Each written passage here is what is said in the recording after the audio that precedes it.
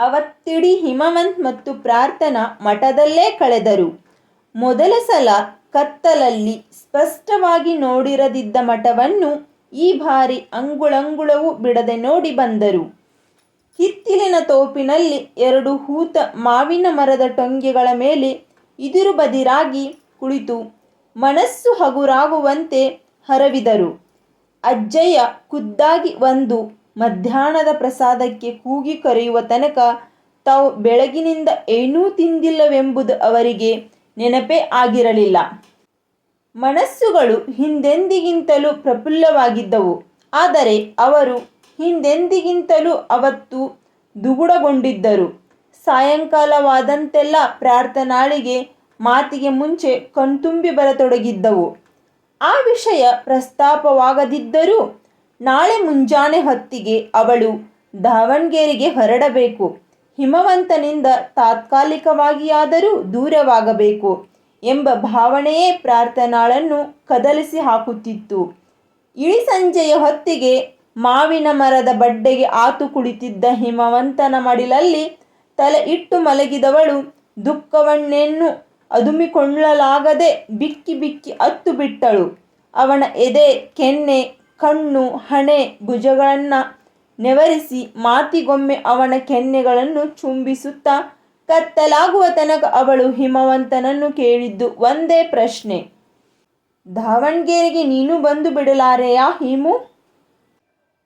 ಅವಳ ಯಾವ ಚರ್ಚೆಗೂ ಅವತ್ತು ಹಿಮವಂತ್ ಅಡ್ಡಿ ಹೇಳಲಿಲ್ಲ. ಅವಳ ಸ್ಪರ್ಶಕ್ಕೆ, ಅಪ್ಪುಗೆಗೆ ವಿವಶಳಾಗಿ ಕೊಡುತ್ತಿರುವ ಮುತ್ತುಗಳಿಗೆ ಇವತ್ತು ಚಾಂಬೆಗಳ ಲೇಪವಿಲ್ಲ. ಇವತ್ತಿನ ಸ್ಪರ್ಶ ಕೇವಲ ಒಂದು ಸಾಂತ್ವನವನ್ನು ಬಯಸುತ್ತಿದೆ. ಇಷ್ಟು ದಿನ ಗೆಳೆಯನಂತೆ, ದೇವರಂತೆ, ಅಪ್ಪನಂತೆ, ಗಂಡನಂತೆ ನೋಡಿಕೊಂಡವನು ನಾಳೆಯಿಂದ ಅದ್ಯಾರ ಸುಪರ್ದಿಗೆ ನನ್ನನ್ನು ಬಿಟ್ಟು ಬಿಡುತ್ತೀಯಾ ಎಂದು ಕೇಳುತ್ತಿರುವ ಪ್ರಾರ್ಥನಾಳ ಕಣ್ಣು. ಹಿಮವಂತ್ ಸುಮ್ಮನೆ ಅವಳ ಮೈ ದವಡುತ್ತಾನೆ, ಕರೆಗಟ್ಟುವ ಕೆನ್ನೆ ಒರೆಸುತ್ತಾನೆ, ಒಮ್ಮೊಮ್ಮೆ ಅಪ್ಪಿಕೊಂಡು ಸಂತೈಸುತ್ತಾನೆ. ಅವಳ ಕಣ್ಣಿಗೆ ಕಾಣದಂತೆ ಗುಟ್ಟಾಗಿ ಕಣ್ಣೀರು ಕೆಡವಿ ಮತ್ತೆ ಅವಳೆಡೆಗೆ ತಿರುಗುತ್ತಾನೆ. ಹೇಗೆ ಬರಲಿ ದಾವಣಗೆರೆಗೆ? ಇವತ್ತಿಗೆ ಶಿವಮೊಗ್ಗ ಬಿಡುವಂತಿಲ್ಲ. ಇದೇ ಕರ್ಮಭೂಮಿ. ನಿನ್ನ ಕನಸು ನನಸಾಗಬೇಕೆಂದರೆ ನಾವು ಶಿವಮೊಗ್ಗದಲ್ಲಿ ಉಳಿಯಲೇಬೇಕು. 5 ವರ್ಷ ದೊಡ್ಡ ಅವಧಿ ಏನಲ್ಲ ಹುಡುಗಿ. ನೋಡುತ್ತಾ ಮುಗಿದು ಹೋಗುತ್ತವೆ. ಇಷ್ಟಕ್ಕೂ ಮಧ್ಯೆ ಮಧ್ಯೆ ರಜೆಗಳಿರುತ್ತವಲ್ಲ. ದಾವಣಗೆರೆಯಿಂದ ಶಿವಮೊಗ್ಗಕ್ಕೆ ಎಷ್ಟು ದೂರವೋ ಶಿವಮೊಗ್ಗದಿಂದ ದಾವಣಗೆರೆಗೂ ಅಷ್ಟೇ ದೂರ. ಯಾರು ತಡೆಯುತ್ತಾರೆ? ಹಾಗಂತ ಮೌನದಲ್ಲೇ ಸಮಾಧಾನ ಹೇಳಿದ ಹಿಮವಂತ್.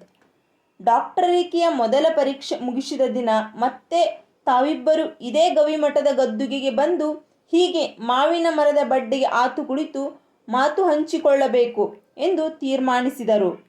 ಇಡೀ ಸಂಜೆಯ ಹೊತ್ತಿಗೆ ಅಜ್ಜಯ್ಯನಿಗೆ ನಮಸ್ಕಾರ ಮಾಡಿ ಹೆದ್ದಾರಿಯಲ್ಲಿ ನಿಲ್ಲಿಸಿದ ಬಸ್ಸು ಹತ್ತಿಕೊಂಡು ಶಿವಮೊಗ್ಗಕ್ಕೆ ಬರುವ ಹೊತ್ತಿಗೆ ಇಬ್ಬರ ಮನಸ್ಸು ಹಗುರವಾಗಿದ್ದವು. ರಾತ್ರಿ ಊಟ ಬೇಕೆಂದು ಇಬ್ಬರಿಗೂ ಅನಿಸಲಿಲ್ಲ. ಅವತ್ತು ಹಿಮವಂತನೇ ನಿರಾಕರಿಸಿದರೂ ಬಿಡದೆ ಅವನ ಮೇಲೊಂದು ಕಾಲು ಹಾಕಿಕೊಂಡು ಮಗುವಿನಂತೆ ಮಲಗಿ ನಿದ್ರೆ ಮಾಡಿದ್ದಳು ಪ್ರಾರ್ಥನಾ. ತನ್ನ ಸಮಸ್ತವೂ ಅವನದು ಎಂದಾದ ಮೇಲೆ ದೂರ ಉಳಿಯುವುದರಲ್ಲಿ ಏನರ್ಥ?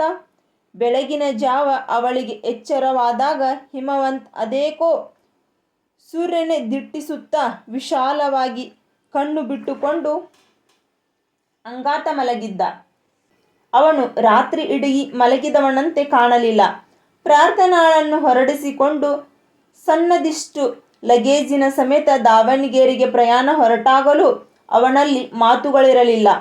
ಎಲ್ಲವನ್ನೂ ಯಾಂತ್ರಿಕವಾಗಿ ಮಾಡುತ್ತಿದ್ದಾನೆನಿಸಿತ್ತು. ಅವನು ಹಾಸ್ಟೆಲಿಗೆ ಬಂದ, ಕಾಲೇಜಿನ ಅಡ್ಮಿಷನ್ ಮಾಡಿಸಿದ, ಕಾಣಬೇಕಾದವರನ್ನೆಲ್ಲ ತಾನೇ ಕಂಡು ಮಾತನಾಡಿದ. ನಿರುತ್ಸಾಹ ಎಲ್ಲೂ ಕಾಣಲಿಲ್ಲ. ಆದರೆ ಕಣ್ಣುಗಳಲ್ಲಿ ಮಾತ್ರ ಅದೆಂಥದ್ದೋ ಖಾಲಿತನವಿತ್ತು. ಇಡೀ ಮಧ್ಯಾಹ್ನದ ಹೊತ್ತಿಗೆ ಪ್ರಾರ್ಥನಾಳ ಅಡ್ಮಿಷನ್ಗೆ ಸಂಬಂಧಿಸಿದ ಕೆಲಸಗಳನ್ನೆಲ್ಲ ಮುಗಿಸಿದ್ದವು. ಇಬ್ಬರು ದಾವಣಗೆರೆಯ ಹೋಟೆಲೊಂದರಲ್ಲಿ ಊಟ ಮಾಡಿ ಮುಗಿಸಿದರು. ಅದಿನ್ನೂ ಹೊರಡುವ ಗಳಿಗೆ. ಪ್ರಾರ್ಥನಾ ನಿನ್ನೆಗಿಂತ ಸ್ಥಿರವಾಗಿದ್ದಳು. ಈಗ ಕಣ್ಣು ತುಳುಕುತ್ತಿರಲಿಲ್ಲ. ಆದರೆ ಅದೇಕೋ ಹಿಮವಂತನೇ ಕುಸಿದು ಹೋದವನಂತಾಗಿದ್ದ. ಕಡೆಗಂತೂ ಮಾತೇ ಸತ್ತು ಹೋಗಿದ್ದವು. ಮಾತಿಗೆಳೆದರೆ ಮತ್ತಷ್ಟು ಘಾಸಿಗೊಳ್ಳುತ್ತಾನೆನಿಸಿ ಅವಳೂ ಮೌನಿಯಾಗಿದ್ದಳು. ಇನ್ನು 4 ಹೆಜ್ಜೆ ನಡೆದರೆ ಹಾಸ್ಟೆಲಿನ ಗೇಟು. ಕಾಂಪೌಂಡ್ ಪಕ್ಕದ ಮರವೊಂದರ ನೆರಳು ಆಗಲೇ ದಟ್ಟವಾಗತೊಡಗಿತ್ತು. ಅದರಡಿಯಲ್ಲಿ ಇನ್ನೂ ನಡೆಯಲಾರನೆಂಬಂತೆ ನಿಂತುಬಿಟ್ಟ ಹಿಮವಂತ್. ಒಮ್ಮೆ ಅವಳ ಕಣ್ಣುಗಳನ್ನೇ ದಿಟ್ಟಿಸಿ ನೋಡಿದ. ಆಮೇಲೆ ಅವಳ 2 ಕೈಗಳನ್ನು ತನ್ನ ಕೈಗಳಿಗೆ ತೆಗೆದುಕೊಂಡು ಅದೇಕೆ ಹಾಗೆ ಕೇಳಿದನೋ ಬಹುಶಃ ಅವನಿಗೂ ಗೊತ್ತಿರಲಾರದು. ಪ್ರಾರ್ಥನಾ, ನೀನು ನನಗೆ ಮೋಸ ಮಾಡೋದಿಲ್ಲ ಅಲ್ವಾ ಅಂದು ಬಿಟ್ಟ. ದೇವರಿಗ ಅಂದವಳ ಕಣ್ಣು ಧಾರಾಕಾರ. ಅದು ರಸ್ತೆ ಎಂಬುದನ್ನು ಮರೆತು ಸರಕ್ಕನೆ ಹಿಮವಂತನ ಕಾಲಿಗೆ ಬಿದ್ದು ಹಣೆ ಹಚ್ಚಿ ನಮಸ್ಕರಿಸಿದಳು ಪ್ರಾರ್ಥನಾ. ಆಮೇಲೆ ಒಂದು ಕ್ಷಣಕ್ಕೂ ಅಲ್ಲಿ ನಿಂತಿರುವುದು ತನ್ನಿಂದಾಗದೆಂಬಂತೆ ಹಾಸ್ಟೆಲಿನ ಆವರಣದೊಳಕ್ಕೆ ಬಿರಬಿರನೆ ನಡೆದು ಹೋಗಿಬಿಟ್ಟಳು. ಕೋಣೆ ತಲುಪಿದ ಮರುಕ್ಷಣ ಅವಳು ಎದೆ ಒಡೆದವರಂತೆ ಭೋರ್ಗರೆಯುತ್ತಾಳೆಂಬುದು ಖಚಿತವಿತ್ತು. ಹಿಮವಂತ್ ಬಸ್ ಸ್ಟ್ಯಾಂಡಿನೆಡೆಗೆ ನಡೆಯತೊಡಗಿದ.